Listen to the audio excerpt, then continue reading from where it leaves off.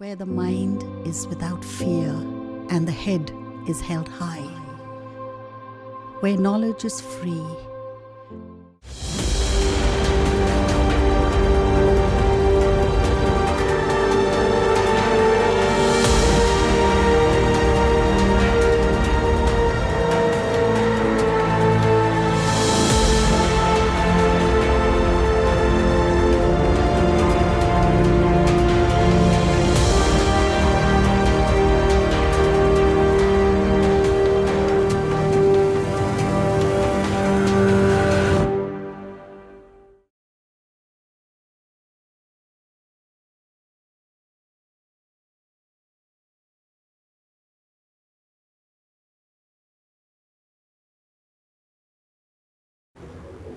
আমি Sukumar Saha Malda town school থেকে এসেছি।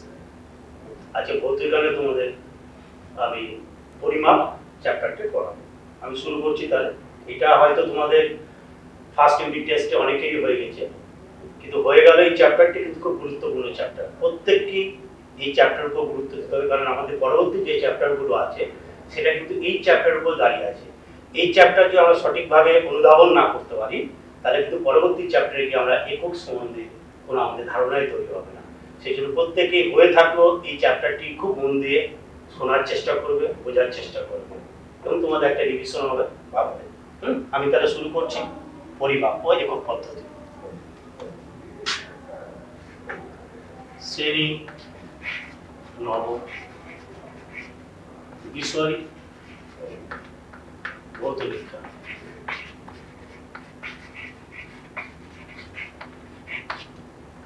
অধ্যায় পরিমাপ।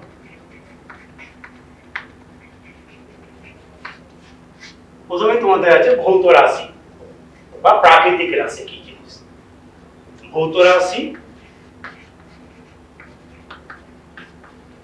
বা প্রাকৃতিক রাশি?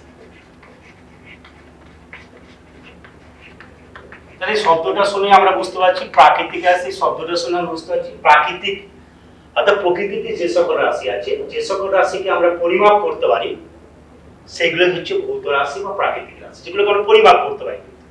যেমন এই বোর্ড, আমি যে বোর্ডটা লিখি, এই বোর্ডটা কি প্রাকৃতিক রাশি? বা আমি যে ঘরে পড়াচ্ছি সেটা কি প্রাকৃতিক রাশি? না।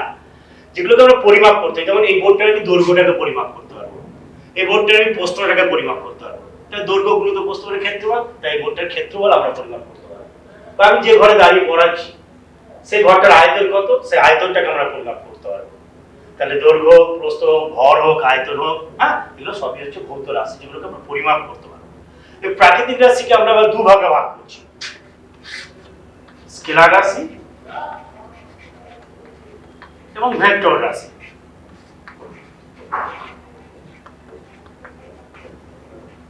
স্কেলার রাশি কি?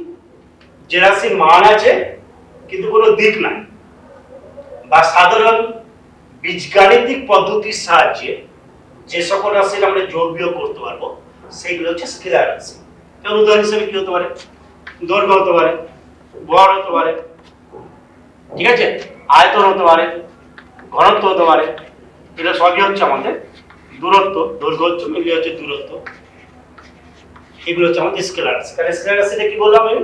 যে রাশির মান আছে কিন্তু দিক নাই, মান আছে কিন্তু দিক নাই, বা সাধারণ বীজগাণিতিক পদ্ধতির সাহায্যে যে সকল রাশির আমরা যোগ বিয়োগ করতে পারবো সেগুলো হচ্ছে স্কেলার রাশি।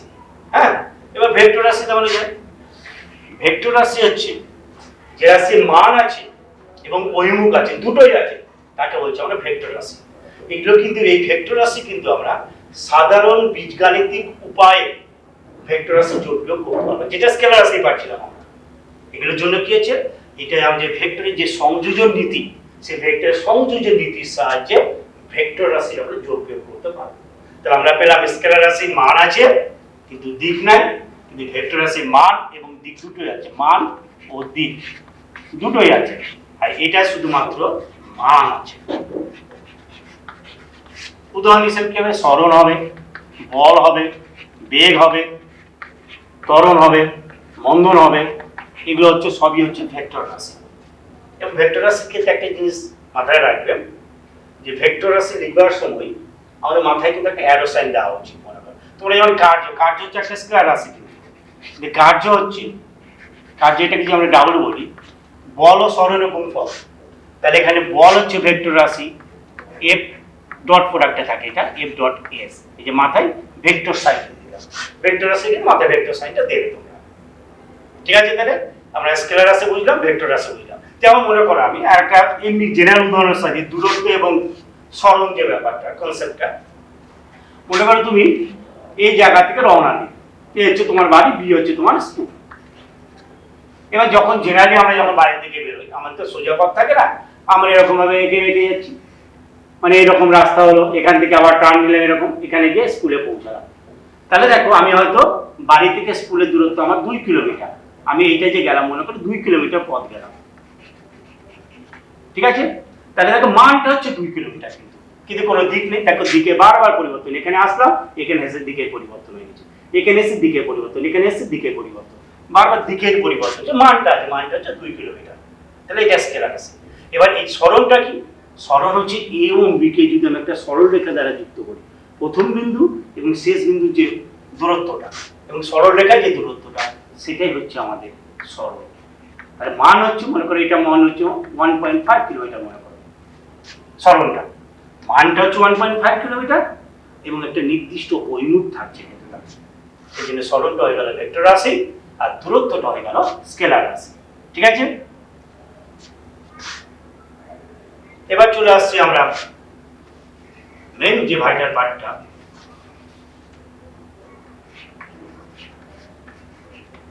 সেটা একক। আর একটা জিনিস বলি আমি এখানে, ক্ষেত্রফলকে কিন্তু আমরা আপাতভাবে স্কেলার রাশি বললো, ক্ষেত্রফল কিন্তু ভেক্টর রাশি হিসেবে বিবেচনা করা হয়। তার পরবর্তীকালে দেখবেন ইলেকট্রিক ফ্লাক্স বা তড়িৎ ফ্লাক্স ই ডট ডিএস, এখানে ডিএসটা কিন্তু আমরা ক্ষেত্রফল এবং এটাকে আমরা কিন্তু ভেক্টর রাশি হিসেবে বিবেচনা করছি। শুধু ক্ষেত্রফলকে আপাতভাবে স্কেলার রাশি মনে হলো, ক্ষেত্রফল কিন্তু ভেক্টর রাশি। হ্যাঁ,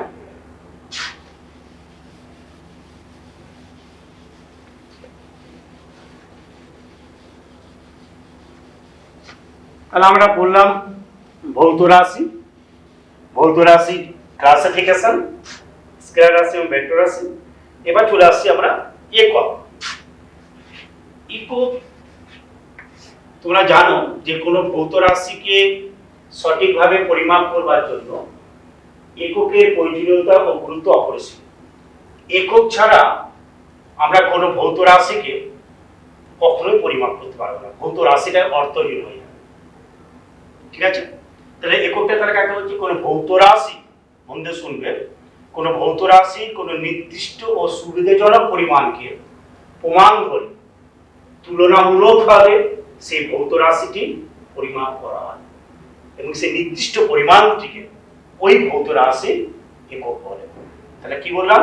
কোনো ভৌত রাশি কোনো নির্দিষ্ট ও সুবিধাজনক পরিমাণকে প্রমাণ ধরে তুলনামূলকভাবে সেই ভৌত রাশিটি পরিমাপ করা হয়, সেই নির্দিষ্ট পরিমাণটিকে সেই ভৌত রাশি একক বলা হয়। যেমন গ্রাম, সিজিএস তোমার পরবর্তীকালে এককের পদ্ধতি করে দেবো, সিজিএস এ গ্রাম, এসআই ভরের একক হচ্ছে কেজি, সিজিএস এ গ্রাম, ভরের একক, এসআই কেজি। গ্রামকে আমরা স্ট্যান্ডার্ড ধরছি সিজিএস পদ্ধতিতে ভরের একক হিসেবে, এসআই ভরের একক হিসেবে আমরা কেজিকে স্ট্যান্ডার্ড ধরছি, সেই মধ্যে নির্দিষ্ট পরিমাণকে আমাদের নির্দিষ্ট করে।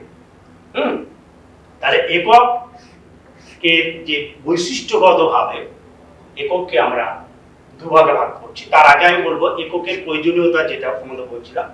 যেমন মনে করো আমি একটি পাত্রে দুটো পাত্র নিলাম, আমি জল নিলাম, এককের প্রয়োজনীয়তা।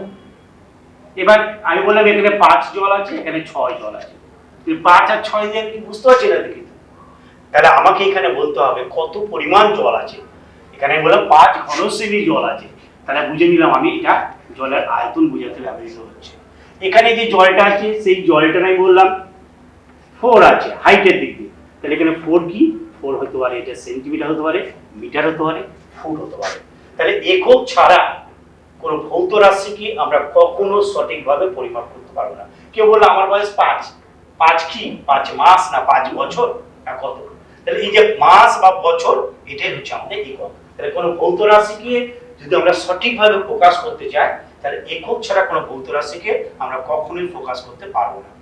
ঠিক আছে, এবার বৈশিষ্ট্যগতভাবে একককে আমরা দুভাগে ভাগ করব। চলে আসছি তাহলে আমরা তাহলে এককের সংজ্ঞাটা আমরা বুঝলাম। এবার চলে আসছি বৈশিষ্ট্যগতভাবে একককে আমরা দুভাগে ভাগ করছি। দুভাগে বলে ভুল হবে, আমাদের এখানে আমাদের ভারতবর্ষ মেইনলি সিজিএস এবং এসআইতে চলে, তিন ভাগেই বলছি আমি, সিজিএস, এমকেএস এবং এফপিএস। সিজিএস এইটা কিন্তু মন দিয়ে প্রত্যেকেই শুনবে, কারণ একক যদি তোমরা সঠিকভাবে না বোঝার চেষ্টা করো বা না বুঝতে পারো, তাহলে পরবর্তী যে চ্যাপ্টারগুলো বা হায়ার লেভেলে যখন তোমরা সায়েন্স নিয়ে পড়বে তখন কিন্তু এককে যদি তোমরা বিশাল সমস্যায় পড়বে এবং কোনো ভৌত রাশিকে সঠিকভাবে প্রকাশই করতে পারবে না, অর্থহীন হয়ে যাবে মানে সমস্ত ভৌত রাশি। তাহলে সিজিএস, সিজিএস সেই শব্দটা শুনে বুঝতে পারছো, C for centimetre, G for gram, S for second. তার আগে এটা বলবার আগে বৈশিষ্ট্যগতভাবে এটা এককের পদ্ধতি হলো, হ্যাঁ এককের পদ্ধতি, এটা এককের পদ্ধতি। আমি বৈশিষ্ট্যগতভাবে যদি বলি, সরি ওইটা আমি বলেছিলাম, ওইটা বৈশিষ্ট্যগতভাবে এটা হবে না, এটা হচ্ছে পদ্ধতিগতভাবে। আর বৈশিষ্ট্যগতভাবে এটাকে দুভাগে ভাগ করা হচ্ছে, মূল একক বা প্রাথমিক একক,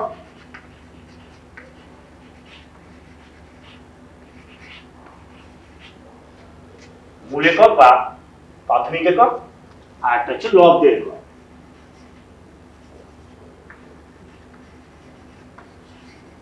এককের পদ্ধতিটা আমি পরে বলছি, তোমরা আগে এটাকে দেখে দাও। তাহলে বৈশিষ্ট্যগতভাবে আমরা এককে দুভাগে ভাগ করছি, মূল একক বা প্রাথমিক একক, আর একটা হচ্ছে লব্ধ একক। প্রাথমিক একক বা মূল, মূল হলো ভিত্তি, যেমন যার উপর ফাউন্ডেশনটা দাঁড়িয়ে থাকে, একটা বাড়ি যেমন ফাউন্ডেশন বেসের উপর দাঁড়িয়ে থাকে, সেরকম মূল একক বা প্রাথমিক এককটা কি, জেনে আমরা বলি দৈর্ঘ্য, ভর বা সময়ের একককে মূল একক বা প্রাথমিক একক বলে। কিন্তু আরো ভালোভাবে বললে কি হবে, যে সকল রাশির এককগুলো হচ্ছে স্বতন্ত্র, যে সকল রাশির এককগুলো স্বাধীনভাবে গঠিত হয়, যে সকল রাশির একক ছাড়া অন্যান্য কোনো ভৌত রাশির একক গঠন করা যায় না, তাকে বলা হয় মূল একক বা প্রাথমিক একক। তাহলে কি বললাম, যে সকল ভৌত রাশির এককগুলো হচ্ছে স্বতন্ত্র, যারা স্বাধীনভাবে গঠিত হয়, যে সকল রাশির একক একে অন্যের উপর নির্ভরশীল নয়, এবং যে সকল রাশির এককের সাহায্যে অন্যান্য রাশির এককগুলো গঠন করা যায়, তাকে বলা হচ্ছে মূল একক বা প্রাথমিক একক। তাহলে আমি কি বললাম, দৈর্ঘ্য, ভর আর হচ্ছে সময়, দৈর্ঘ্য, ভর, সময়। দেখো আমি দৈর্ঘ্য মাপার সময় কখনো আমার ভর বা সময় দরকার পড়ছে না, পড়ছে? আমি মনে করো এই ডাস্টার, আমি এই চকটা দৈর্ঘ্য মাপতে চাই, মাপার জন্য আমার কি লাগবে, একটা স্কেল লাগবে। আমার এটা বড় দরকার নেই, আমার হাতে কোনো ঘড়িও দরকার নেই। তাহলে এই দৈর্ঘ্যটা মাপার সময় আমি ভরের উপর নির্ভর করছি না, সময়ের উপর নির্ভর করছি না। সেই জন্যই হচ্ছে স্বতন্ত্র, এটা স্বাধীনভাবে গঠিত হয়, একে অন্যের উপর নির্ভরশীল নয়। হ্যাঁ, তাহলে সেইগুলো হচ্ছে মূল একক বা প্রাথমিক একক। তা বুঝলাম। এবার চলে আসছি আমি লব্ধ একক। লব্ধ একক কাকে বলে, যে সকল রাশির এককগুলো এক বা একাধিক সমজাতীয় বা ভিন্ন জাতীয় মূল এককের দ্বারা গঠিত হয়, তাকেই বলা হয় লব্ধ একক। আমি আবার বলছি, যে সকল রাশির এককগুলো এক বা একাধিক সমজাতীয় বা ভিন্ন জাতীয় প্রাথমিক এককের দ্বারা বা মূল এককের দ্বারা গঠিত হয়, তাকে বলা হয় লব্ধ একক। যেমন আমি চলে আসি লব্ধ একক উদাহরণ হিসেবে কি হবে, ক্ষেত্রফল হবে, আয়তন হবে, অনেক উদাহরণ হবে, ঘনত্ব, বেগ, ত্বরণ, মন্দন, বল, ভরবেগ, চাপ, এগুলো সবই হচ্ছে আমাদের লব্ধ একক।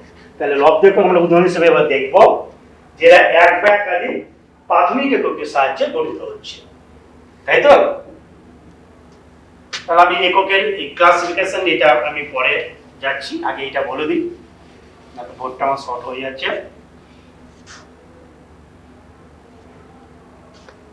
যেমন মনে করো ক্ষেত্রফল, ক্ষেত্রফল মানে এটা কি, কারণ আমি বলছি এই বোর্ডটার ক্ষেত্রফল, তাহলে কি করতে হবে, আমাকে দৈর্ঘ্যটা মাপতে হবে, প্রস্থটা মাপতে হবে। তাহলে দৈর্ঘ্য গুণিত প্রস্থ, প্রস্থ একটা দৈর্ঘ্য, তাহলে কটা প্রাথমিক একক এখানে ব্যবহার হলো, দুটো, সেই জন্য ক্ষেত্রফল হয়ে গেল একটা লব্ধ একক। আয়তন। আমি এই ঘরটার আয়তন পরিমাপ করতে চাই, তাহলে আমাকে কি করতে হবে? এই ঘরটার দৈর্ঘ্য নিতে হবে, প্রস্থ নিতে হবে এবং এই হাইটটাকে নিতে হবে, উচ্চতাকে নিতে হবে। তাহলে দৈর্ঘ্য গুণিত প্রস্থ গুণিত উচ্চতা। দৈর্ঘ্য, প্রস্থ একটা দৈর্ঘ্য হয়, উচ্চতা একটা দৈর্ঘ্য হয়। তাহলে এখানে তিনটে প্রাথমিক একক আমরা এখানে ব্যবহার করলাম। তাহলে আয়তনটা হয়ে গেল একটা লব্ধ একক। ঘনত্ব, ঘনত্ব সমান সমান কি পাবো আমরা? ভর বাই আয়তন। ভর হচ্ছে একটা প্রাথমিক একক, তোমরা জানো, আর আয়তন মানে হচ্ছে দৈর্ঘ্য প্রস্থ উচ্চতা। তাহলে ঘনত্বটা হয়ে গেল একটা লব্ধ একক। বেগ, বেগ হচ্ছে সরণ বাই সময়। সরণটা কি? সরণটা হচ্ছে একটা দৈর্ঘ্য, দৈর্ঘ্যটা হচ্ছে প্রাথমিক একক, সময়টাও প্রাথমিক একক। তাহলে এখানে দুটো প্রাথমিক একক ব্যবহার হলো, তাহলে এই কারণে বেগটা হয়ে গেল একটা লব্ধ একক। তাহলে আমরা প্রাথমিক একক এবং লব্ধ একক সম্বন্ধে একটা আইডিয়া পেলাম। তাহলে প্রাথমিক এককগুলো হচ্ছে স্বতন্ত্র, স্বাধীনভাবে গঠিত হয়, একে অন্যের উপর নির্ভরশীল নয়, সেইগুলো হচ্ছে প্রাথমিক একক। আর যে সকল রাশির এককগুলো এক বা একাধিক প্রাথমিক এককের সাহায্যে গঠিত হয় তাকেই বলা হয় লব্ধ একক। ক্লিয়ার? এবার চলে আসছি আমরা এককে। এই জায়গাটা আমি আবার আসবো অন্যভাবে, ইউনিট হিসাবে। যখন আগে আমি এককের ক্লাসিফিকেশনটাকে আসি, সিজিএস, এমকেএস এবং এফপিএস। তাহলে বৈশিষ্ট্যগতভাবে একককে আমরা দুভাগে ভাগ করলাম, প্রাথমিক একক এবং লব্ধ একক। এবার এককের পদ্ধতি, তিনটে পদ্ধতিতে আমরা এককের ক্লাসিফিকেশন করছি। একটা হচ্ছে সিজিএস, এমকেএস আর হচ্ছে এফপিএস। সিজিএস, তাহলে সিজিএসটা কি? যে C for centimetre, G for gram, S for second. এটা কিন্তু সব প্রাথমিক এককের উপর বেস করেই তৈরি হয়েছে। হ্যাঁ, এটা প্রাথমিক এককে আমরা দেখতে পেয়েছিলাম, এটা পরে পত্রিকায় আবার ইলাবোরেট করা হয়েছে 1960-তে। দৈর্ঘ্য, ভর, সময়। তাহলে C for centimetre, G for gram, S for second. তাহলে এটা হচ্ছে দৈর্ঘ্য, এটা ভর, এটা সময়।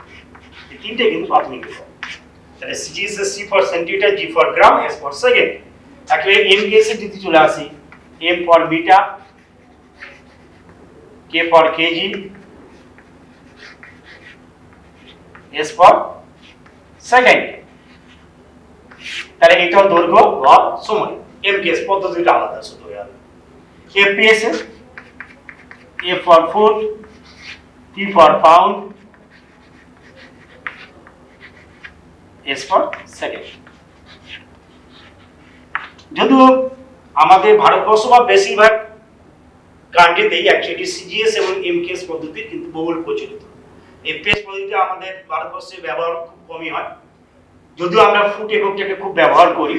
মেনলি এটা ব্যবহার হয় ইংল্যান্ড, স্কটল্যান্ড, সাউথ ওয়েলস, এইসব জায়গা, মানে গ্রেট ব্রিটেন, এই অঞ্চলটা মেনলি আমাদের দেখা যায় এফপিএস পদ্ধতিটা ব্যাপক ব্যবহার আছে। আমরাও ব্যবহার করি, ফুটটাকে কিন্তু আমরা ব্যবহার করি, পাউন্ডটাকে আমরা ওইভাবে ব্যবহার করি না, ফুটটাকে আমরা ব্যবহার করি কম বেশি। সিজিএস এবং এমকেএস পদ্ধতির কিন্তু আমাদের দেশে বা বেশিরভাগ দেশেই সিজিএস এবং এমকেএস পদ্ধতি ব্যবহার প্রচুর প্রচলিত আছে। কিন্তু এই তিনটে এককের মধ্যে সীমাবদ্ধ থাকলে মূল একককে সঠিকভাবে প্রকাশ করা যাচ্ছিল না। আরো মূল একককে আরো কি করা, এলাবোরেট করা হলো 1960-তে। দৈর্ঘ্য, ভর, সময়। দৈর্ঘ্য, ভর, সময় তিনটে তো ছিলই, এর সঙ্গে চলে আসছে আমাদের উষ্ণতা, যার একক কেলভিন বলছি, ঠিক আছে। দীপন প্রাবল্য,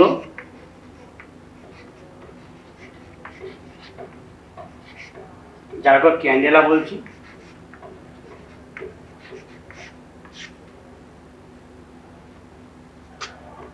পদার্থের পরিমাণ,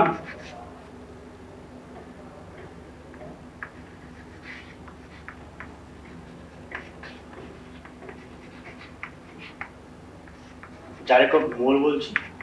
এটা মূল, আর হচ্ছে আমাদের তড়িৎ প্রবাহ।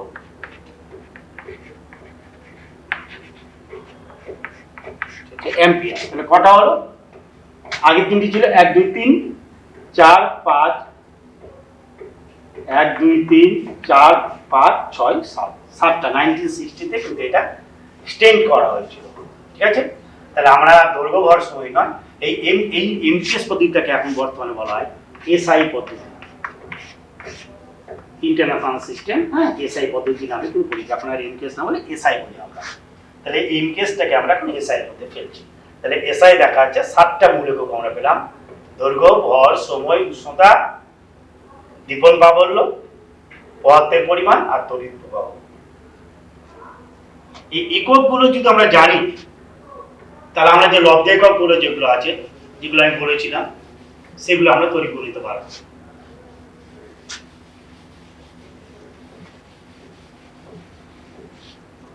কেন আমি বলেছিলাম, মনে করো ক্ষেত্রফল, দৈর্ঘ্য গুণিত প্রস্থ, দৈর্ঘ্যের একক সিজিএস কি? সেন্টিমিটার, প্রস্থ হচ্ছে সেন্টিমিটার, তাহলে সেন্টিমিটার স্কয়ার। এটা আমি বের করে নিলাম। আয়তন, আয়তন মানে কি বলেছিলাম? দৈর্ঘ্য গুণিত প্রস্থ গুণিত উচ্চতা। তাহলে দৈর্ঘ্যের একক সিজিএস এর সেন্টিমিটার, এটা কিন্তু সিজিএস এ হলো, কিন্তু মাথায় রাখবেন সেন্টিমিটার সেন্টিমিটার। তাহলে কি হলো? Centimetre cube. আমরা পাশাপাশি ঠিক এসআইটাকে লিখে দিই। এসআই দৈর্ঘ্যের একক তোমরা কি পেয়েছিলে? মিটার। তাহলে এই সেন্টিমিটার স্কয়ার জায়গা হয়ে যাবে মিটার স্কয়ার। ক্ষেত্রফলের একক, আয়তনের এককটা হয়ে যাবে মিটার কিউব। ঠিক আছে, ঘনত্ব, ঘনত্ব মানে আমরা কি পেয়েছিলাম? ভর বাই আয়তন। তাহলে ভরের একক সিজিএস কি? গ্রাম। আয়তন একক কি পেলাম? সেমি কিউব বাই, তাহলে গ্রাম বাই না লিখে আমরা এইভাবে লিখি সেন্টিমিটার কিউব পার। তির্যক রেখাতে পার চিহ্নটাকে বোঝানো হলো, বা আমি এটাকে এইভাবেও ইউজ করতে পারি, -3। ঠিক আছে, ত্বরণ, এগুলো কিন্তু তোমার একক যদি না জানো, তাহলে কিন্তু কোনো ভৌত রাশি তুমি দেখো প্রকাশই করতে পারছো না। তাহলে এই যে আমরা এই এককগুলো ব্যবহার করছি। আর ত্বরণ, ত্বরণ মানেটা কি তোমাকে জানতে হবে অবশ্য। তার আগে বেগটাকে আমরা জানি। বেগ মানেটা কি? সরণ বাই সময়। সরণটা কি? একটা দৈর্ঘ্য, দৈর্ঘ্যের একক। আচ্ছা, এটা পাশে আমি এসআইটাও লিখে দিই, কেজি পার মিটার কিউব, বা এইভাবে লিখতে পারো হাইফেন দিয়ে মিটার ইনটু দি পাওয়ার -3। বেগ সরণ বাই সময়। সরণটা হচ্ছে আমাদের দৈর্ঘ্যের একক, তাহলে সিজিএস এর সেমি বাই মানে পার সেকেন্ড, বা মিটার, এসআই হচ্ছে মিটার পার সেকেন্ড। এই পেসিজি দেই, তাহলে ফিট পার সেকেন্ড। ত্বরণ, ত্বরণ সমান কি? বেগ বাই সময়। এগুলো কিন্তু তোমাকে জানতেই হবে, তাহলে তুমি এককগুলো ঠিকঠাক পুট করতে পারবে। বেগ বাই সময়, বেগের একক হচ্ছে আমরা কি পেলাম? সেমি পার সেকেন্ড, মানে সেমি বাই সেকেন্ড। নিচে সময়ের একক সেকেন্ড, তাহলে হলো সেমি পার সেকেন্ড স্কয়ার। ঠিক আছে, বল,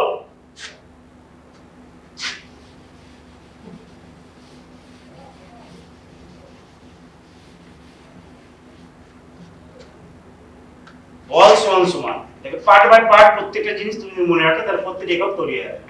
বল সমান সমান কি? ভর ইনটু ত্বরণ। ভরের একক কি? সিজিএস এ গ্রাম। ত্বরণের একক পেলাম আমরা সেমি per second square. Per second স্কয়ারকে আমি সেকেন্ড টু দি পাওয়ার -2 লিখছি। কারণ তোমরা জানো, সূচকে তোমরা জানো 1/x স্কয়ার উপরে উঠে গেলে কি হবে? +2 টা -2, x টু দি -2। সেই কারণে সেমি টু দি পাওয়ার -2 হবে। গ্রাম ইনটু সেমি পার সেকেন্ড স্কয়ার। যদি এটাকে আমরা গ্রাম ইনটু সেমি পার সেকেন্ড স্কয়ার, এটাকে আমরা কি বলি? ডাইন বলি। তাহলে সিজিএস এর বলের একক হচ্ছে ডাইন, কিন্তু আমি যদি ডাইন সমান কি লিখি? গ্রাম ইনটু সেমি পার সেকেন্ড স্কয়ার। এসআই জি চলে যায়, তাহলে গ্রামের জায়গায় কি হবে? ভরের একক এসআই কেজি, সেমিটা হচ্ছে মিটার হয়ে গেল, আর সেকেন্ডটা তো সবার ক্ষেত্রে সময় একক হচ্ছে সেকেন্ড। এবার kg metre per second square, এটাকে বলছি আমরা নিউটন। এবার চলে আসছে, দেখো আমি প্রত্যেকটা কিন্তু প্রাথমিক একককে ব্যবহার করছি না, প্রত্যেকটি প্রাথমিক এককে আমি ব্যবহার করে লব্ধ এককগুলো আমি তৈরি করছি, তাই না? গ্রাম, সেমি, সেকেন্ড, কেজি, মিটার এগুলো সবই হচ্ছে প্রাথমিক একক, দৈর্ঘ্য, ভর, সময়। মেইনলি ম্যাক্সিমামটা আমাদের ব্যবহার হচ্ছে। এখনো পর্যন্ত আমি উষ্ণতা, দীপন প্রাবল্য, ক্যান্ডেলা, পদার্থের পরিমাণ, মোল, তড়িৎ প্রবাহ, অ্যাম্পিয়ার এখন আমি ইউজ করি, আরো ডিফারেন্ট জায়গায় ইউজ করা যাবে ওগুলোকে। কার্য, কার্য সমান কি? বল ইনটু সরণ।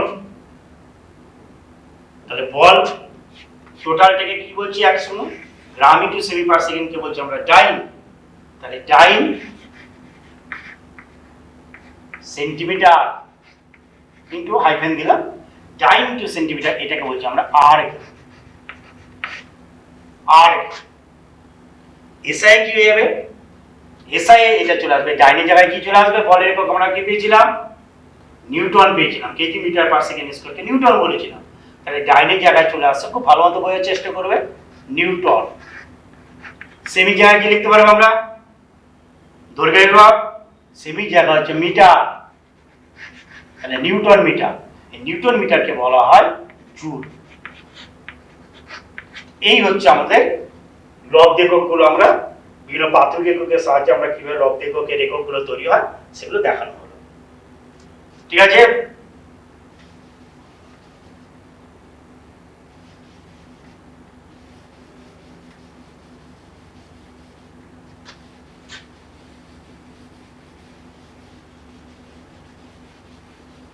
একক লেখার কিন্তু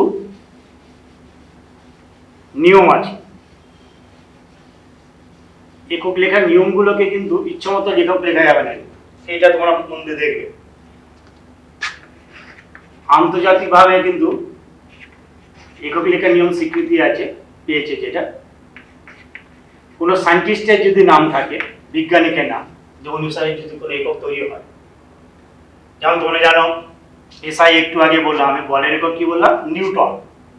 নিউটন কিন্তু তোমার স্মল লেটার লিখতে হবে না, ক্যাপিটাল লেটার লিখতে হবে তোমাকে। হার্জ কিন্তু সায়েন্টিস্টের নাম, ক্যাপিটাল লেটার দিয়ে শুরু করতে হবে, কিন্তু এইচ জেড। ঠিক আছে? জুল সায়েন্টিস্টের নাম, ক্যাপিটাল জে ইউজ করতে হবে।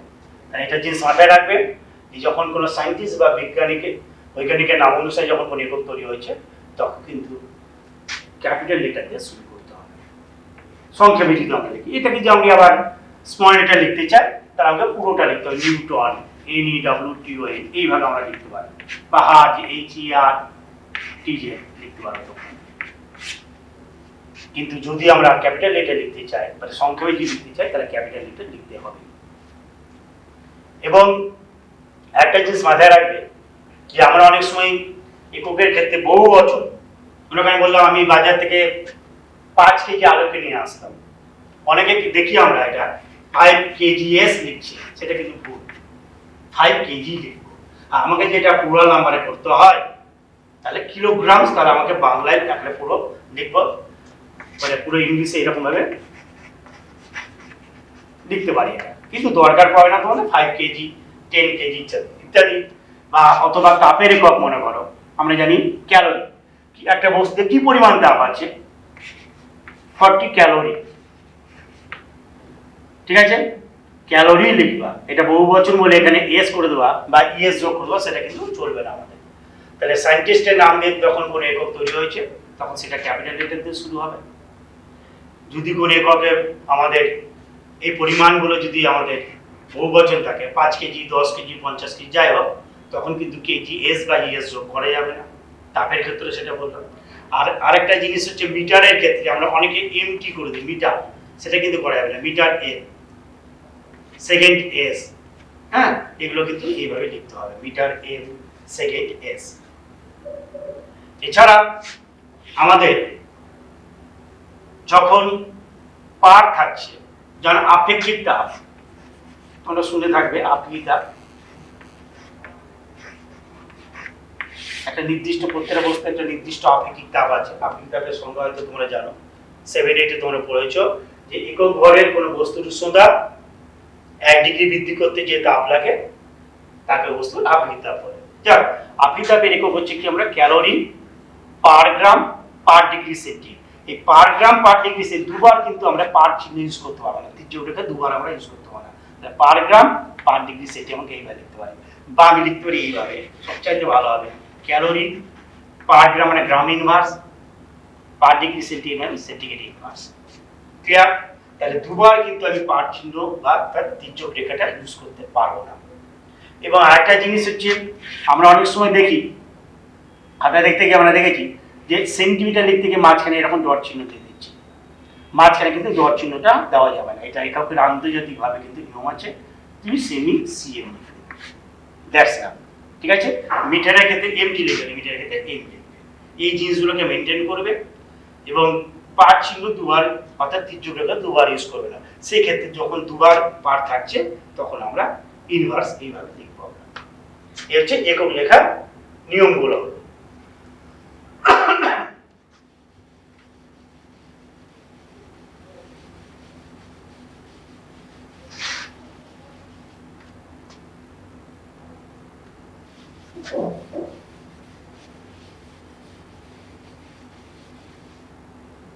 এবার আমরা চলে যাচ্ছি মাত্রা।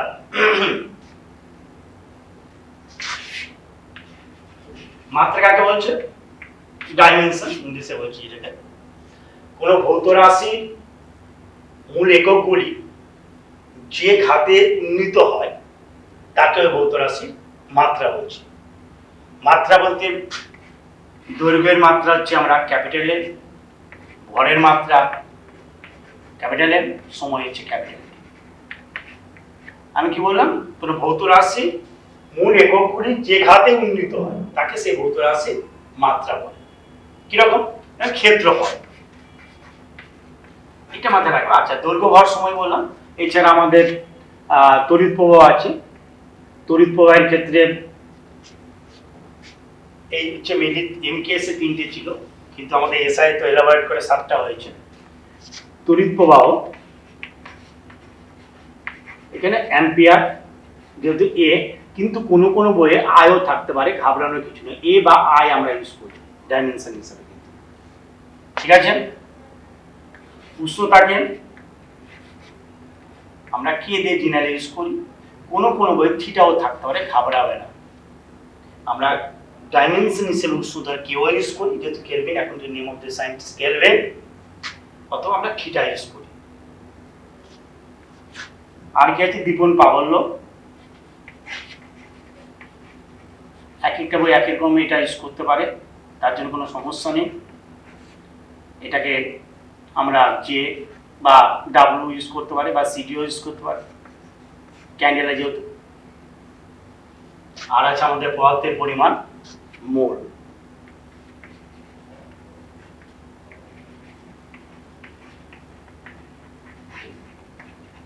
সেটা এন আমরা ইউজ করি। কিন্তু তড়িৎ প্রবাহটা আমরা অনেক সময় দেখেছি, খেয়াল করে, তড়িৎ প্রবাহ এবং উষ্ণতার ক্ষেত্রে কিন্তু ভ্যারিয়েশনটা আছে।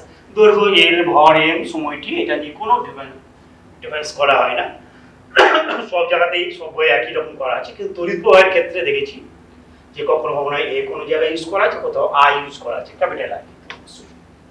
এবং উষ্ণতার ক্ষেত্রে তাই কোনো কোনো জায়গায় থিটা, এটা থিটা 9-এ তোমরা হয়তো জানো না, থিটা থিটা বলা হয় এটাকে, হ্যাঁ থিটা। এটাকে বলা হয় ফাই, বলে দিয়েছে। এটা বলা হয় আলফা, এটা বলা হয় বিটা, এটা বলা হয় গামা, এটা বলা হয় সাই, হ্যাঁ, এটা বলা হয় যায়। এইরকম ভাবে কিছু জিনিস থাকে আমাদের। সুতরাং আপনার থিটাটা কিন্তু উষ্ণতার ক্ষেত্রে আমরা ব্যবহার করি, থিটা বা কিউ। তাহলে এবার চলে আসছে, বললাম যে কোন ভৌত রাশির মূল এককগুলি যে ঘাতে উন্নীত। তো কি ব্যাপারটা আসছে? ক্ষেত্রফল। ক্ষেত্র মানে আমরা কি পিছিয়ে দৈর্ঘ্য গুণিত প্রস্থ। তাই দৈর্ঘ্যের মাত্রাটা কি? এল। প্রস্থের মাত্রাটা কি? এল। তাহলে এল ইন্টু এল কি হলো? এল স্কয়ার। তাহলে এখানে মূল রাশিটা কোন ঘাতে উন্নীত আছে? ঘাতটা কত? 2। এখানে বললাম যে মূল রাশিগুলি যে ঘাতে উন্নীত হয় সেটাই হচ্ছে মাত্রা, এবং এটাকে তোমরা থার্ড ব্র্যাকেটের মধ্যে লেখাটা উচিত। তো এল স্কোয়ার হলো, কিন্তু তোমরা যেটা করবে, জেনারেলি আমি বারবার বলছি এমকেএস এর ক্ষেত্রে আমরা এমএনটি এটা দিয়ে যেহেতু আমরা প্রথমে শুরু করেছিলাম, এই ক্ষেত্রে যখন আমাদের জেনারেল হয়েছে এমএনটির মধ্যে যেগুলো থাকছে, এখানে এম এবং টি আসেনি, তাহলে তোমরা কি করবে এই জায়গাটায় এল স্কোয়ার না লিখে M to the power 0 T to the power 0 বা M 0 L square T to the power 0 এবার লিখতে পারে, বা অনেকে করতে পারে M to the power 0 T to the power 0 L square লিখতে হবে। অবশ্যই থার্ড ব্র্যাকেটের মধ্যে এটা লিখতে হবে, কারণ তোমরা জানো কোনো সংখ্যার পাওয়ার টু দি পাওয়ার 0 মানে হচ্ছে 1, এখানে এক্স টু দি পাওয়ার 0 যেহেতু 1 হয়, তাহলে M to the power 0 1, T to the power 0 1, তাহলে 1 ইনটু এল স্কোয়ার মানে এল স্কোয়ার হচ্ছে, ঠিক আছে? এবং এটাকে থার্ড ব্র্যাকেটের মধ্যে লিখবে। তাহলে আমরা মাত্রা তাহলে পেলাম কি, কোনো ভৌত রাশি মূল এককগুলি যে ঘাতে উন্নীত হয় তাকে সেই ভৌত রাশি মাত্রা বলা হয়। তাহলে ক্ষেত্রফলের মাত্রা পেলাম আমরা এল স্কোয়ার, কে তোমরা এইভাবে লিখবে M to the power 0 T to the power 0 L square. আয়তন, তাহলে আয়তনে কি হবে, দৈর্ঘ্য গুণিত প্রস্থ গুণিত উচ্চতা, তাহলে এল কিউব, দৈর্ঘ্য এল, প্রস্থ এল, উচ্চতা এল। তাহলে আমরা এইভাবে প্রকাশ করছি। ঘনত্ব, ঘনত্ব সমান কি, ভর বাই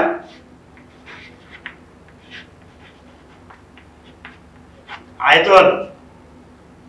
তাহলে ভরের মাত্রাটা কি এম, আয়তনের মাত্রা এল কিউব, এই যে আয়তন হচ্ছে এল কিউব। তো এখানে এইভাবে লিখবে M 0 M to the power 0 T to the power 0 L cube এভাবে লিখবে। তাহলে আমরা পাচ্ছি আয়তন হচ্ছে এখানে এল কিউব, তাহলে হলো এম এল টু দি পাওয়ার -3। আমি আর ওইভাবে দেখাচ্ছি না, এইভাবে লিখো টি টু দি পাওয়ার 0 এরকম লিখতে পারো। সব কিছুর আমরা মাত্রা আমরা বের করতে পারবো। যেমন মনে করো আমি বলের মাত্রা বের করতে চাই। বল মানে কি, তোমাকে অবশ্যই জানতে হবে বলটা কি। বল মানে হচ্ছে ভর ইনটু ত্বরণ। তোমরা হয়তো পড়েছো, আগেও পড়েছো তোমরা, F সমান m a, তোমরা এই ফর্মুলাটা জানো, 7 টেবিলে তোমরা করেছো বুঝো। তো ভর ইনটু ত্বরণ, ভরের মাত্রাটা কি m, ত্বরণটা যে আমি বের করি, ত্বরণ মানে আচ্ছা বেগ হচ্ছে সরণ বাই সময়, সরণ মানে হচ্ছে l, সময় হচ্ছে t। ত্বরণটা কি বেগ বাই সময়, বেগ বাই সময়, তাহলে বেগ হচ্ছে l বাই t আর সময় হচ্ছে t, তাহলে কি হচ্ছে l বাই t স্কয়ার, তাহলে হলো l t to the power -2, তাই তো? তাহলে আমরা ভরটা হচ্ছে m আর ত্বরণটা হচ্ছে l t to the power -2। এটা কিন্তু তোমরা কয়েকবার পড়লে তোমাদের মাথার মধ্যে থেকে যাবে। বল, কার্য, কার্যের মাত্রাটা কি হবে, কার্য মানেটা কি বলেছিলাম, বল ইনটু দূরত্ব। বল মানেটা কি, মানে বল ইনটু সরণ, অ্যাকচুয়ালি বলা, বল ও সরণের গুণফলকে বলা ক্ষেত্র কার্য। সরণ আর দূরত্ব আমরা আলাদা অবশ্যই। তাহলে বল হচ্ছে m আর সরণ, বল হচ্ছে আমাদের ml t to the power -2, এটা হচ্ছে বলের মাত্রা পেয়েছি, আর সরণ হচ্ছে l, তার মানে হলো m l square t to the power -। এটা মাথায় রাখবে, কার্য যেহেতু এক প্রকার শক্তি, যে কোনো শক্তির মাত্রাই কিন্তু আমাদের যে গতি শক্তির মাত্রা বলে তোমাদের চাইতেই পারে। অনেক সময় ভাবিয়ে ধরি কার্যের মাত্রা আমি করেছি, কার্য যেহেতু এক প্রকার শক্তি, যে কোনো শক্তির মাত্রাই কিন্তু m l square t to the power -2। এবং টর্কের মাত্রা, টর্ক যেটা আমরা কোন একটা সরলরৈখিক বস্তু কিন্তু বল যে ভূমিকাটা পালন করে ঘূর্ণন গতির ক্ষেত্রে, কারণ একটা পাখা যখন ঘুরছে সেই ঘূর্ণন গতির ক্ষেত্রে টর্ক সেই ভূমিকাটা পালন করে। টর্কের মাত্রা এবং কাজের মাত্রা কিন্তু সেম হবে, মানে m l square t to the power -2। এই হচ্ছে আমাদের মাত্রা, জিনিসগুলো পেলাম। তাহলে একটা মনে করো আমি একটা ভৌত রাশি ক্ষেত্রে মাত্রাগুলো দেখলাম বিভিন্ন ভৌত রাশির ক্ষেত্রে। এবার f সমান m, এইটা খুব কমন একটা ফর্মুলা আমাদের, একটা f ইকুয়াল টু m, বল সমান ভর ইনটু ত্বরণ। এটা মাত্রাগতভাবে সঠিক আছে নাকি সেটা আমরা একটু দেখার চেষ্টা করি। মাত্রাগতভাবে এফ সমান এম কেন আসলো? এফ সমান অন্য কিছু হতে পারতো, তাহলে বল সমান ভর ইনটু ত্বরণ, এটা কেন আসলো? তাহলে মাত্রাগতভাবে আমরা দেখার চেষ্টা করি এটা এফ সমান এম ইনটু এ কি করে আসছে। এফ সমান এম ইনটু এ, মাত্রাগতভাবে এটা সঠিক নাকি আগে প্রথমে দেখি। তাহলে বাম দিকের এফ হচ্ছে বাম দিকে, তাহলে বাম দিকের মাত্রিয় সংকেত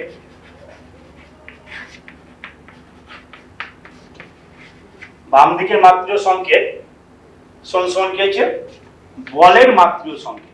এখানে বাম দিকে বল আছে, বলের মাত্রিয় সংকেত। বলের মাত্রিয় সংকেত তোমরা কি জানো? M L T to the power minus two, একটু আগে করেছে M L T to the power minus two. ঠিক আছে, এবার ডান দিকের মাত্রিয় সংকেত সমান এম এর মাত্রিয় সংকেত। ডান দিকে এম এ আছে, ঠিক আছে।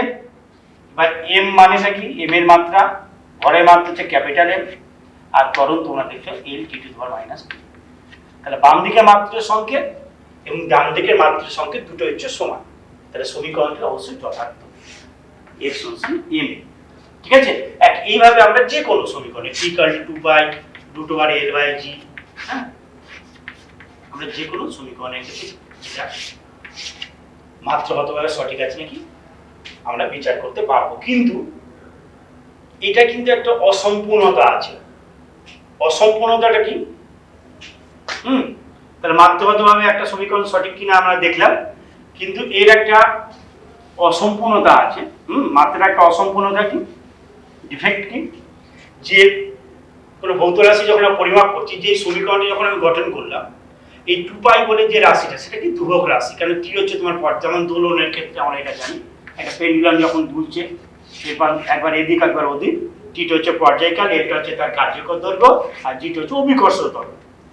2 পাইটা হচ্ছে কেন ধ্রুবক রাশি। এই 2 পাইটা কি করে আসলো? হ্যাঁ, এই মানটাকে কিন্তু আমরা মাত্রাগতভাবে মাত্রা দিয়ে আমরা এটা বিচার করতে পারবো না, নির্ণয় করতে পারবো না 2 পাইয়ের মানটা। এটা একটা যে ডিফেক্ট। বা কোন ভৌত রাশির ক্ষেত্রে একটা সমীকরণ মনে করো, তোমরা জানো যে নিউটনের মহাকর্ষ সূত্র, যেটা তোমরা ক্লাস 8 করেছো, F সমান g, তোমরা জানো g m1 m2 by r square. তোমরা জানো এই বিশ্বনের যে কোনো দুটো বস্তু করা পরস্পরকে আকর্ষণ করে, আকর্ষণ বলে মানে বস্তু করা দুটো ভরের গুণফলের সমানুপাতিক এবং মধ্যে দূরত্বে বর্গের ব্যস্তানুপাতিক, তোমরা জানো। তাহলে অ্যাকচুয়ালি কি আছে? F সমানুপাতিক g, F সমানুপাতিক m1 m2 by r square, F সমান g m1 m2 by r square.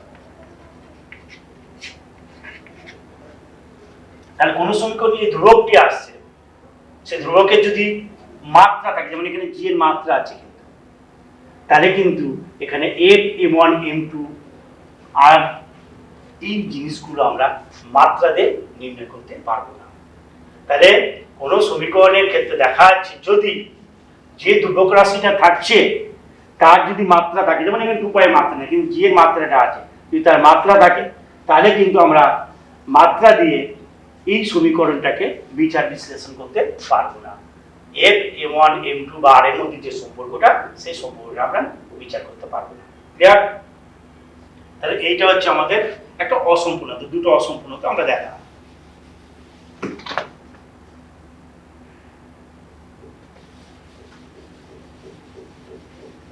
এবার আমি একটু মাত্রার দিক দিয়ে, মাত্রাটা খুব ভাইটাল জিনিস, তোমাদের পরে অনেক জায়গাতে লাগবে, 11-12 আছে তোমাদের। আমি একটা সমীকরণ দিলাম, মনে করো একটু স্ট্যান্ডার্ড এটা হয়ে যাবে, e plus a by v square v minus b equal to r। এটা হচ্ছে বাস্তব গ্যাসের সমীকরণ, বা এটাকে ভ্যান ডের ওয়ালস ইকুয়েশন বলি আমরা। আদর্শ গ্যাসের যেটা সমীকরণ তোমরা হয়তো জানো কিছু কিছু, pv ইকুয়াল টু rt। কিন্তু বাস্তব গ্যাসের সমীকরণ p plus a by v square v minus b equal to rt। হঠাৎ করে এই জিনিসটা কেন লিখলাম আমি? এখানে a এবং b হচ্ছে ভ্যান ডের ওয়ালস কনস্ট্যান্ট, ধ্রুবক। তাহলে আমি এখানে বলতে চাইছি এই এ এবং বি এর মাত্রাটা কত সেটা আমি নির্ণয় করতে চাইছি।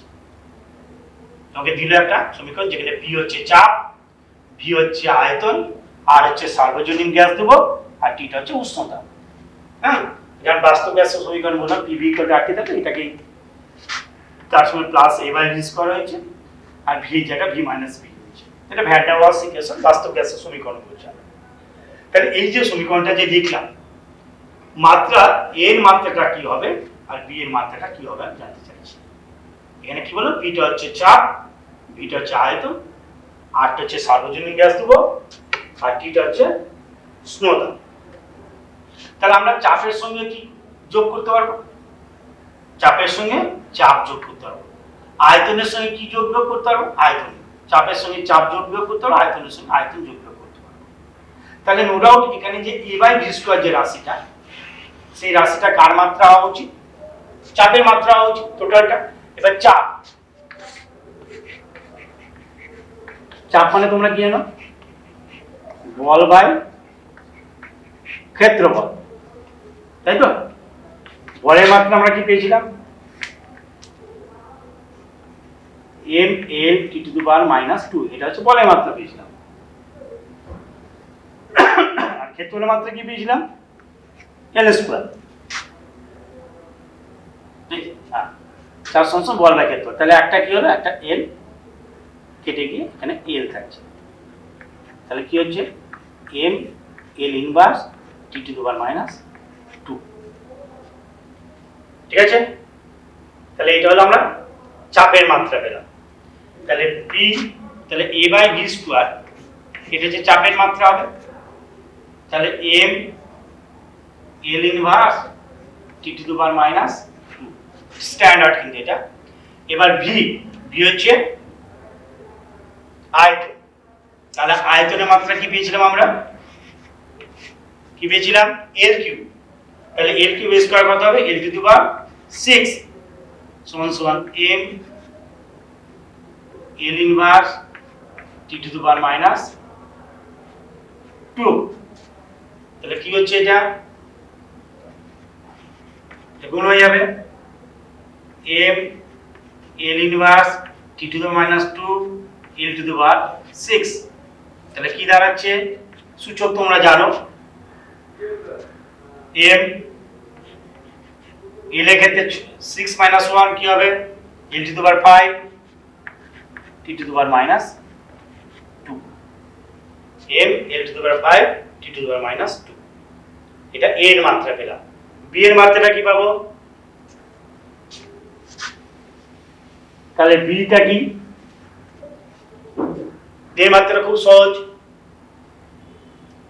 তাহলে এখানে কি বলেছিলাম? চাপের সঙ্গে চাপ যোগ বিয়োগ করা যায়, আয়তনের সঙ্গে আয়তন যোগ বিয়োগ করা যায়।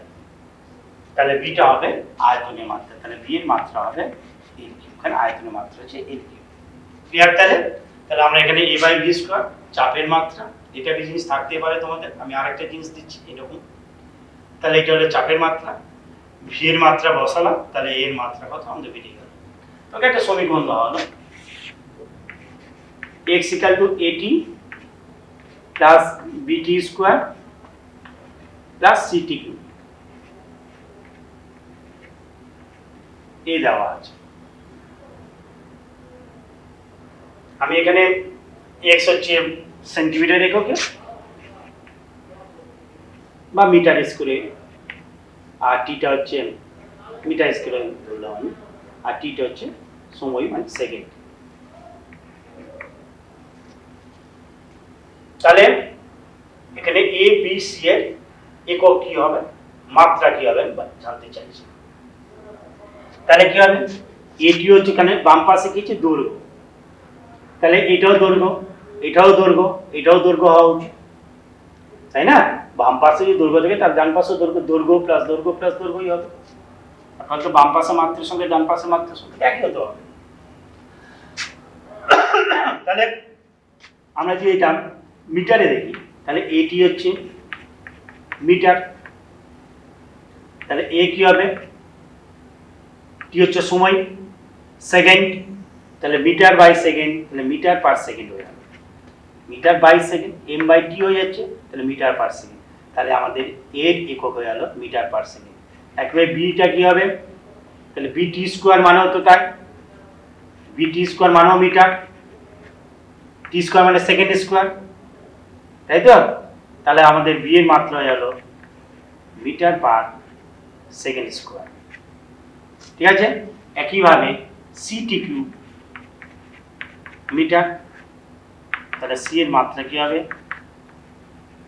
M by second.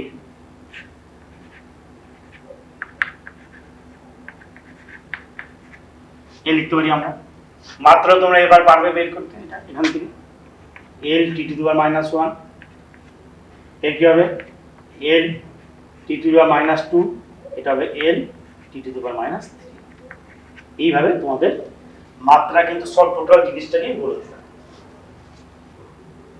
আচ্ছা, আমাদের একক নিয়ে অনেক কিছু বলা হয়ে গেল, তাও তোমাদের আরেকটা জিনিস এখানে বলে দিই, একক বিহীন রাশি, এটা আমরা প্রথম থেকেই ভুলে গেছিলাম আমি বলতে। তোমাদের একক বিহীন রাশি তোমরা জানো, পারমাণবিক গুরুত্ব, আণবিক গুরুত্ব, দ্রাব্যতা, হ্যাঁ, ঘর্ষণ গুণাঙ্ক, এগুলো হচ্ছে একক বিহীন রাশি। তাহলে কি বললাম, পারমাণবিক গুরুত্ব, আণবিক গুরুত্ব, দ্রাব্যতা, ঘর্ষণ গুণাঙ্ক, এগুলো হচ্ছে একক বিহীন রাশি। একক বিহীন রাশি কোনগুলো, যখন দুটো ভৌত রাশি একই জাতীয় রাশির অনুপাত হয়ে যায় তখন সেটা একক বিহীন রাশি হয়ে যায়। যেমন মনে করো আমি বলছি পারমাণবিক গুরুত্ব, পারমাণবিক গুরুত্ব সমান কি, কোন মৌলের একটি পরমাণুর ভর বা একটি হাইড্রোজেন পরমাণুর ভর, কোন মৌলের একটি পরমাণুর ভর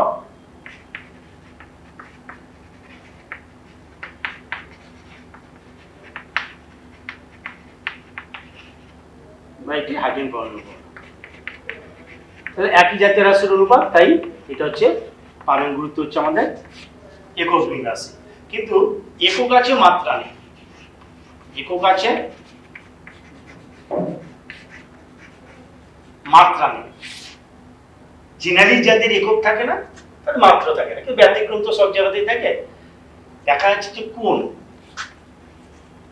কোণটা কি, তাহলে একটা বস্তু কণা মনে করো এ বিন্দুতে কি যাত্রা শুরু করলো, একটা বিন্দুকে কেন্দ্র করে কি সময় পরে বি বিন্দুতে আসলো, ওই সময় কেন্দ্রে উৎপন্ন কোণ করলো থিটা, এটা হচ্ছে চাপ, এটা হচ্ছে ব্যাসার্ধ, তোমরা জানো চাপ সমান ব্যাসার্ধ কিন্তু কেন্দ্র উৎপন্ন কোণ থিটা, আর থিটা সমান কি চাপ, চাপটা হচ্ছে এবি, এবি বাই আর, চাপের একক মনে করে সিজিএস সেন্টিমিটার, ব্যাসার্ধের একক সিজিএস সেন্টিমিটার, সেন্টিমিটার সেন্টিমিটার কেটে যাচ্ছে, তাহলে কোণের কোনো কিন্তু একক থাকছে না, হ্যাঁ সরি, কোণের কোনো মাত্রা থাকছে না, এর মাত্রা এল, এরও মাত্রা এল, কিন্তু একক আছে রেডিয়ান।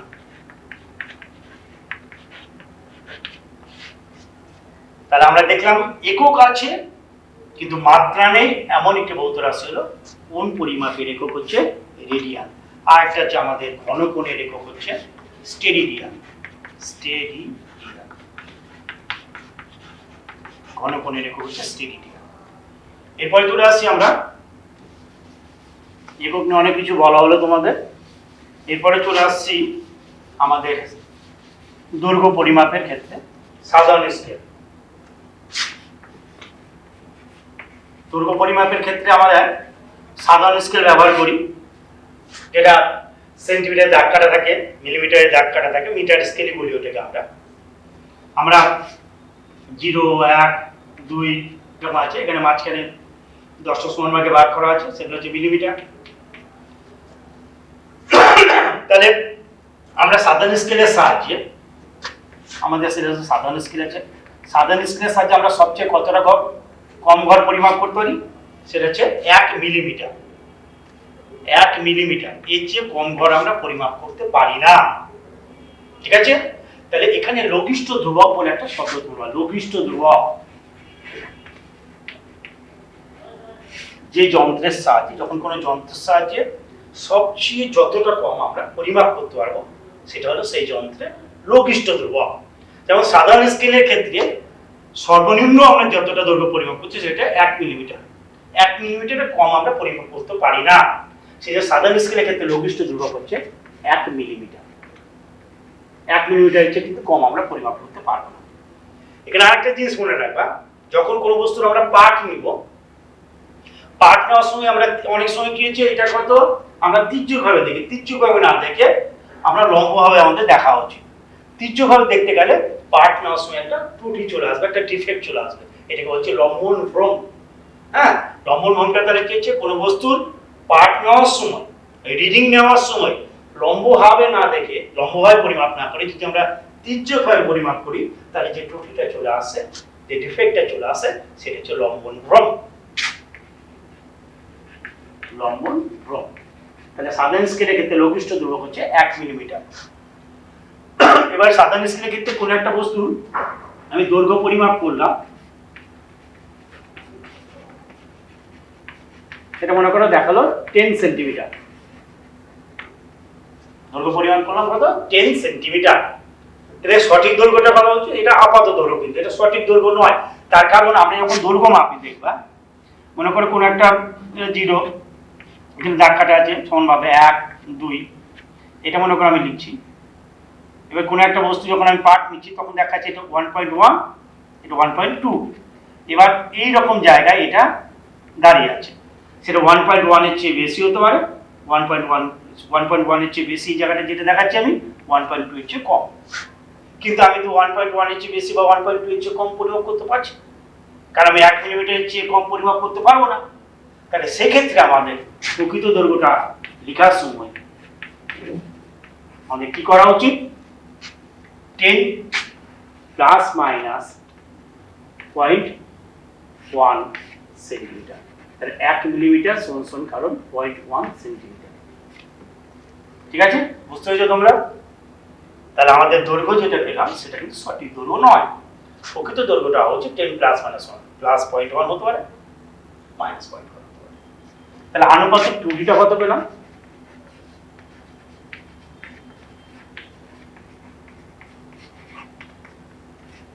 0.1/10।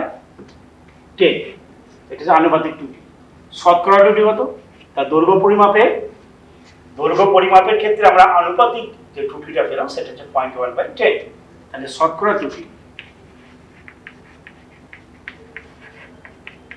0.1/10 100%। তাহলে 10 10 100, তাহলে 1% আমরা শতকরা ত্রুটি পাচ্ছি।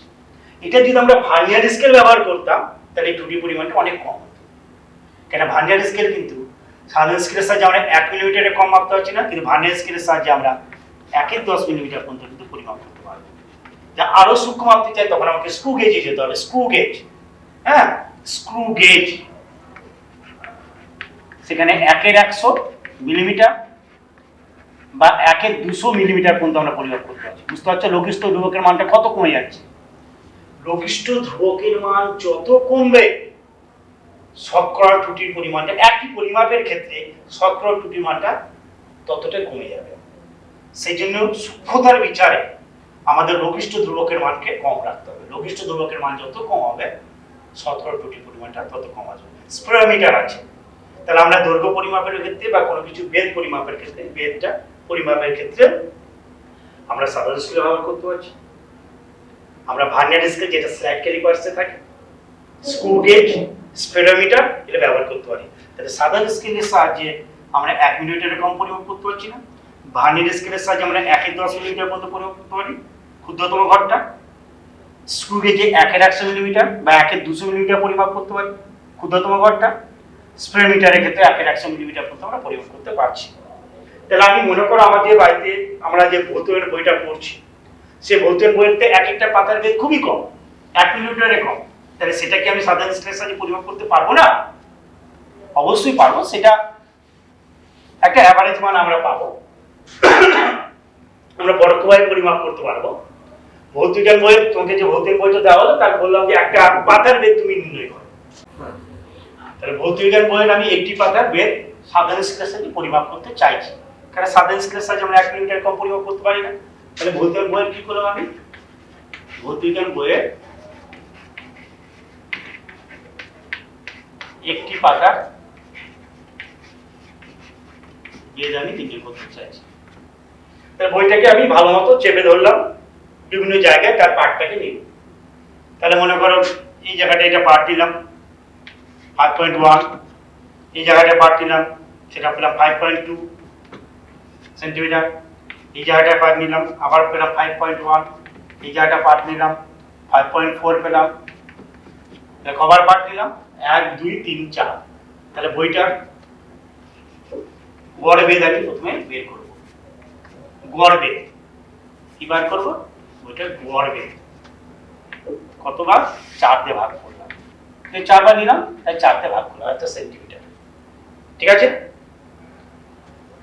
তাহলে একটি পাতা, তাহলে এটা মনে করো তোমার বেরালো x, মনে করো বেরালো x সেন্টিমিটার মনে করো বেরালো। তাহলে মন দিয়ে বোঝার চেষ্টা করবে। তাহলে বইটিকে বিভিন্ন জায়গায় সাধারণ স্কেলের সাহায্যে তার বেদকে আমরা পরিমাপ করলাম। তাহলে বইটি গড়ে বেদটা তাহলে কত হচ্ছে 1 2 3 4, 4 বার নিলাম তাই 4 দিয়ে ভাগ করলাম, গড় বেদ পেলাম। সেটাকে সবটিকে যোগ করে 4 দিয়ে ভাগ করে ধরলাম এটাকে x সেন্টিমিটার। তাহলে এই বইটাতে মনে করো n সংখ্যক পাতা আছে, n সংখ্যক পাতা আছে। তাহলে একটি পাতার বেদ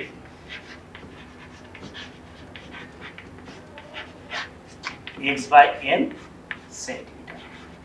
এইভাবে আমরা ভৌতবিজ্ঞান বই বা যে কোনো বইয়েরই তোমরা একটা পাতার বেদ নির্ণয় করতে পারবে সাধারণ স্কেলের সাহায্যে। ঠিক আছে, সেটা দেখবে 1 মিলিমিটারে কমই হবে।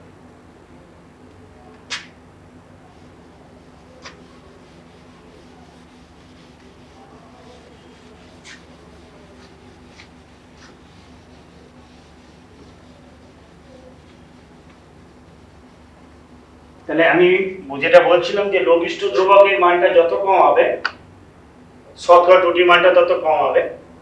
ভার্নিয়ার স্কেল সম্বন্ধে একটু বলে দিই। ভার্নিয়ার স্কেল কিছুই না, আমাদের ভার্নিয়ার স্কেলে দুটো জিনিস, যেটা স্লাইড ক্যালিপার্সের সাহায্যে তোমরা দৈর্ঘ্য পরিমাপ করবে, পরবর্তীকালে তোমরা দেখবে, আমি এরপর দেখানোর চেষ্টা করব ভার্নিয়ার স্কেলটা কি জিনিস যন্ত্রটা পেলে। তো যাক, এখানে সাধারণ স্কেল থাকছে, মূল স্কেল যেটাকে বলছি সাধারণ স্কেলের মতনই, আর থাকছে ভার্নিয়ার স্কেল। এই ভার্নিয়ার স্কেলটা মূল স্কেলটা কিন্তু ফিক্সড, ভার্নিয়ার স্কেলটা মূল স্কেলের দৈর্ঘ্য বরাবর চলাচল করতে পারবে। যেমন সাধারণ স্কেলের দাগ কাটা থাকে, মূল স্কেলের সেরকম দাগ কাটা থাকছে। দেখা যায় যে আমরা যে ভার্নিয়ার স্কেলটা ব্যবহার করি জেনারেলি স্লাইড ক্যালিপার্সে, সেখানে মূল স্কেলের, এটা একটু ভালো মতো বোঝার চেষ্টা করো। ভার্নিয়ার স্কেল, ভার্নিয়ার স্কেল এই লঘিষ্ঠ ধ্রুবকের মানটা কত বলেছিলাম 1/10 মিলিমিটার, 0.1 মিলিমিটার, 0.01 সেন্টিমিটার। ঠিক আছে, তার মূল স্কেলের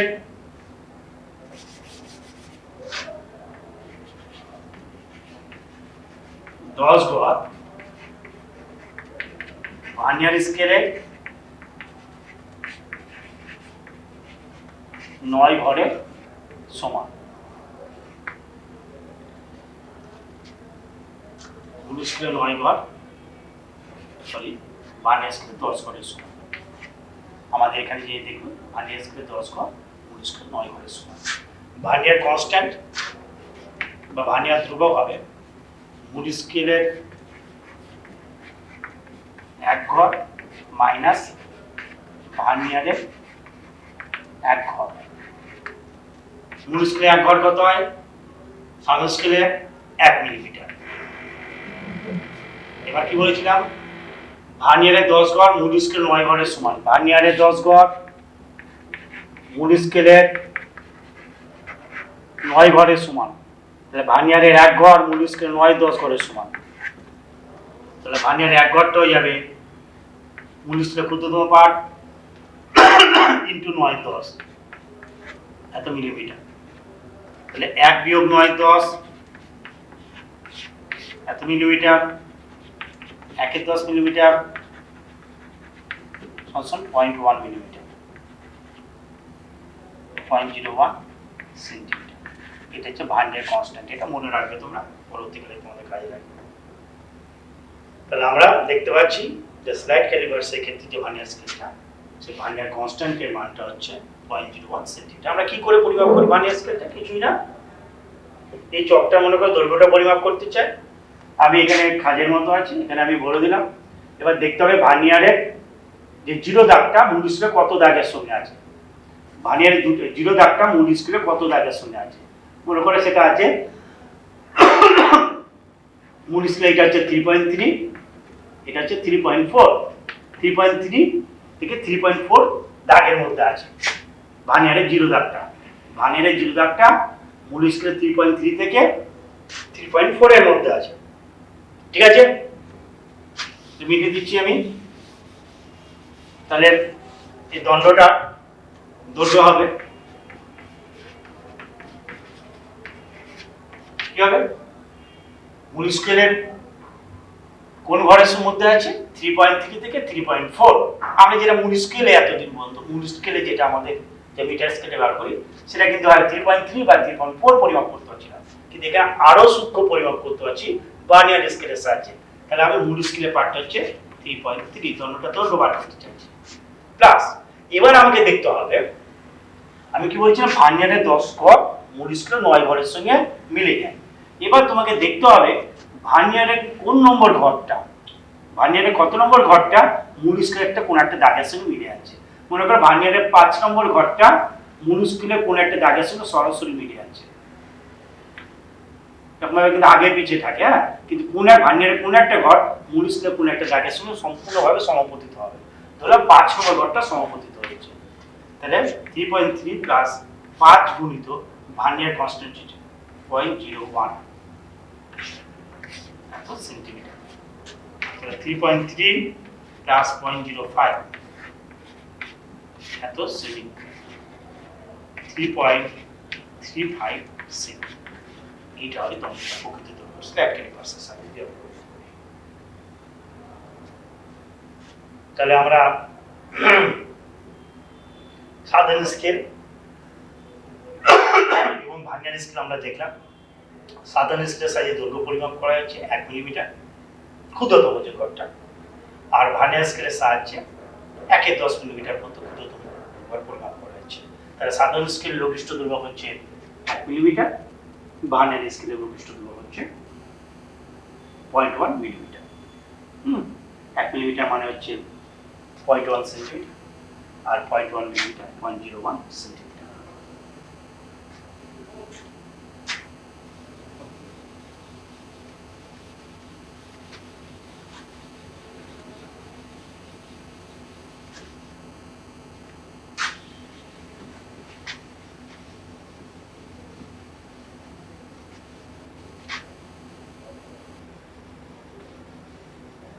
তাহলে আমরা সাধারণ স্কেল বুঝে গেলাম। সাধারণ স্কেলের ক্ষেত্রে তোমাদের এটা খুব কাজে লাগবে, সাধারণ স্কেল এবং ভার্নিয়ার স্কেলটা। এবার মনে করো সাধারণ স্কেলের সাহায্যে আমরা একটা বক্ররেখার দৈর্ঘ্য নির্ণয় করতে চাই। যেমন একটা বাঁকা রেখা আছে, বাঁকা রেখার দৈর্ঘ্য নির্ণয় করতে চাই সাধারণ স্কেলের সাহায্যে। এটা কিভাবে করবো? সাধারণ স্কেলে আমি এইভাবে বাঁধতে পারবো না। তাহলে কি করবো, একটা সুতো নিলাম, বা প্রত্যেক বাড়িতে এই সুতো আছে, আমি সুতো নিয়ে এর উপর বসিয়ে দিলাম, বাঁকা রেখার উপর সুতো নিয়ে এভাবে বসিয়ে দিলাম। ঠিক আছে, এবার কি করবো, সুতোটা বসানোর পরে আমি কাটতে পারবো, মনে করি এখানে দাগ দিয়ে দিলাম, একটা কালি রং দিয়ে দিলাম, এখানে শেষ প্রান্তে, এই শেষ প্রান্তে কালি রং হওয়ার পর এবার এই সুতোটাকে তুলে দিলাম, নিয়ে এবার টান টান করলাম, এবার স্কেলের সাহায্যে তার কতটা দৈর্ঘ্য আমি নির্ণয় করলাম। তাহলে বক্ররেখাটার দৈর্ঘ্য কত হবে সেটা আমি কিন্তু নির্ণয় করতে পারবো, খুব সহজে নির্ণয় করতে পারবো। এরপরে চলে আসছে আমাদের ভর পরিমাপ।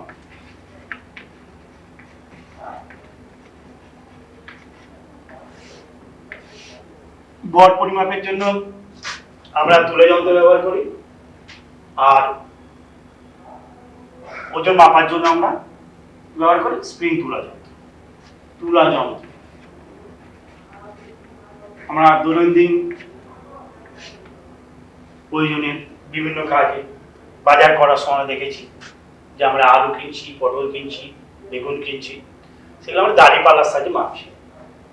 দাঁড়িপাল্লা কিন্তু একটা তুলা যন্ত্র, কিন্তু সেটা নিখুঁতভাবে পরিমাপ করা যায় না, কারণ ওখানে দেখবে 1 গ্রাম বা 2 গ্রামে এদিক ওদিক হয়ে গেল আমরা সেটাকে গুরুত্ব দিই না, আর হয় সেটা, কারণ সেটা সঠিকভাবে পরিমাপ করতে পারে না।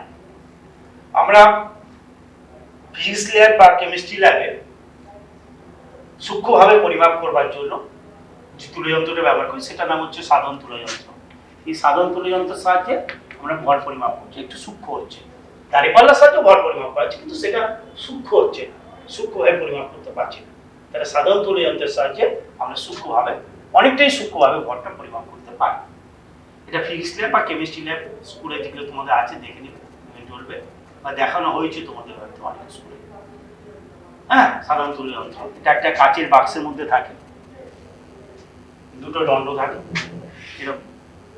এখানে একটা স্তম্ভের উপরে এটাকে বাহু দুটো এভাবে থাকছে, এখানে প্যান থাকছে, এখানে একটা প্যান থাকছে, দাঁড়িপাল্লা যেটাকে বলছি আমরা, এখানে একটা সূচক থাকে।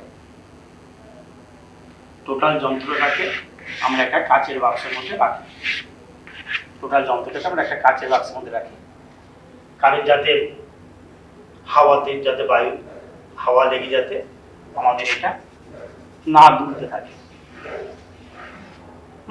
যাতে আমরা সঠিকভাবে সেটা পরিমাপ করতে পারি। এই সাধারণ তুলযন্ত্রের সাহায্যে আমরা মনে রাখবে 10 মিলিগ্রাম থেকে 211.10 গ্রাম পর্যন্ত পরিমাপ করতে পারি। আমরা যে ল্যাবে যে তুলযন্ত্রটা ব্যবহার করি, অবশ্যই আমরা যে ল্যাবে তুলযন্ত্র ব্যবহার করি সেখানে বলছি 10 মিলিগ্রাম থেকে 211.10 গ্রাম পর্যন্ত পরিমাপ করতে পারছি। তাহলে 10 মিলিগ্রামের কম পরিমাপ করতে পারি না, আর 211.10 গ্রাম এর বেশি পরিমাপ করতে পারি না। তুলযন্ত্রের যে বাটখারাগুলো থাকে সেই বাটখারাগুলো ভরের অনুপাত কি অনুপাতে থাকে? বাটখারাগুলোর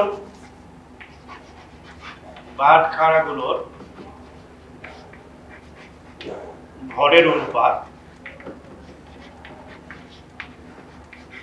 5:2:2:1 এই অনুপাতে কিন্তু বাটখারাগুলো থাকে। এই কম সংখ্যক বাটখারা ব্যবহার করে আমরা সবচেয়ে কম সংখ্যক বাটখারা ব্যবহার করে সর্বোচ্চ 211.10 গ্রাম পর্যন্ত পরিমাপ করতে পারি। কি থাকে, কিভাবে থাকে ভিডিও দিচ্ছি আমি।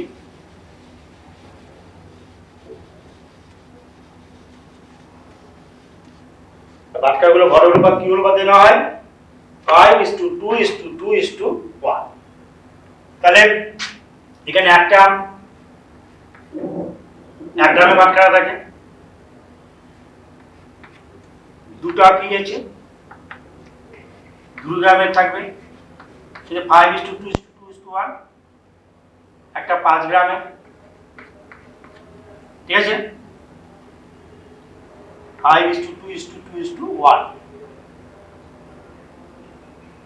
5:2:2:1। তাহলে একটা 1 গ্রামের, দুটো 2 গ্রামের, একটা 5 গ্রামের, প্লাস একটা 10 গ্রামের, দুটো 20 গ্রামের, একটা 50 গ্রামের, একটা 100 গ্রামের থাকে, এটা গ্রাম হিসাবে, প্লাস মিলিগ্রামে একটা 10 মিলিগ্রাম। আর এইটার দিকে খেয়াল রাখবে, তাহলে এই পরিমাপটা তুমি দেখতে পাবে তোমরা। একটা 10 মিলিগ্রামের, দুটো 20 মিলিগ্রামের, একটা 50 মিলিগ্রামের, 10 করে দিই, প্লাস একটা 100 মিলিগ্রাম, দুটো 200 মিলিগ্রাম, আর একটা 500 মিলিগ্রাম।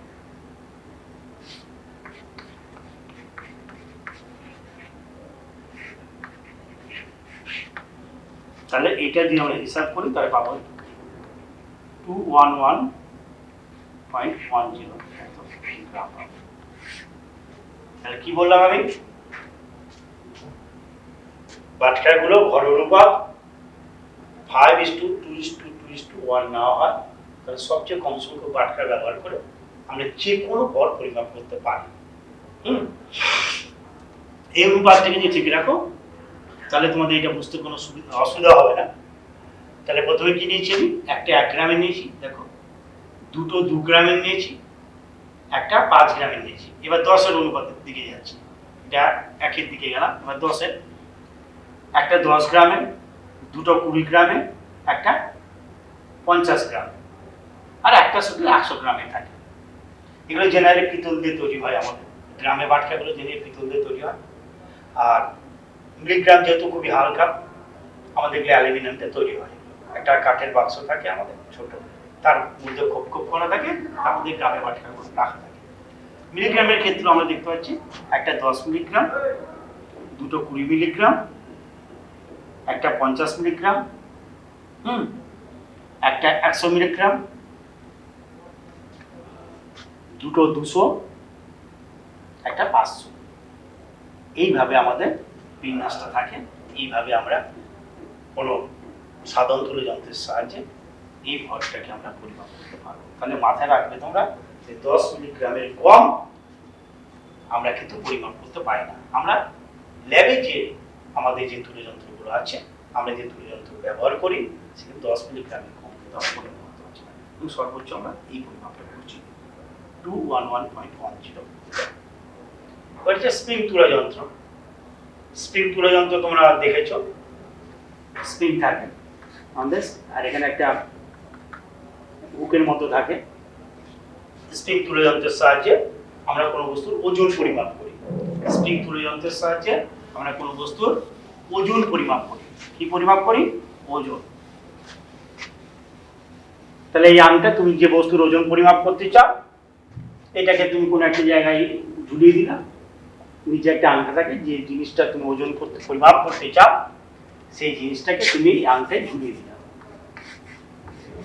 এবার স্প্রিংটা নিচের দিকে নাম, এখানে স্কেলিং করা থাকে, ওজনের স্কেলিং করা থাকছে। মনে করে এখানে দেখা যাচ্ছে 5, এখানে মনে করে 5 কেজি, রাইট? ঠিক আছে, তাহলে সেই জিনিসটা তুমি এখানে পরিমাপ করতে পারছো, স্প্রিং তুলা যন্ত্র। তাহলে স্প্রিং তুলা যন্ত্রে আমরা কোনো বস্তুর ওজন আমরা পরিমাপ করছি। ঠিক আছে, তাহলে আমরা সাধারণ তুলা যন্ত্রে কোনো বস্তুর ভর পরিমাপ করছি, স্প্রিং তুলা যন্ত্রে কোনো বস্তুর আমরা ওজন পরিমাপ করছি। এবার যদিও আমরা কিন্তু ওজনের সাহায্য নিয়ে কিন্তু ভরটাকে পরিমাপ করছি। কিরকম ভাবে?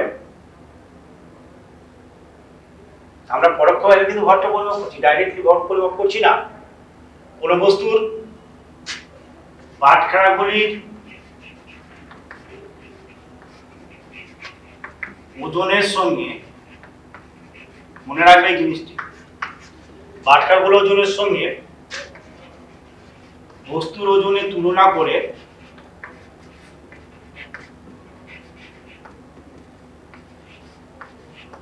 বাটখারাগুলোর ওজনের সঙ্গে বস্তুর ওজনের তুলনা করে বাটখারার ভরের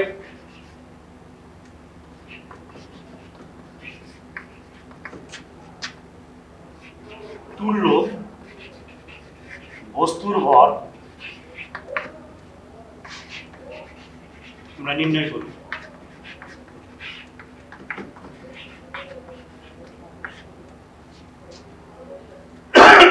ঠিক আছে, বাটখারাগুলোর ওজনের সঙ্গে বস্তুর ওজনকে তুলনা করে বাটখারা ভরের তুল্য বস্তুর ভর আমরা নির্ণয় করি। তাহলে পরোক্ষভাবে নির্ণয় করছি। তাহলে বাটখারার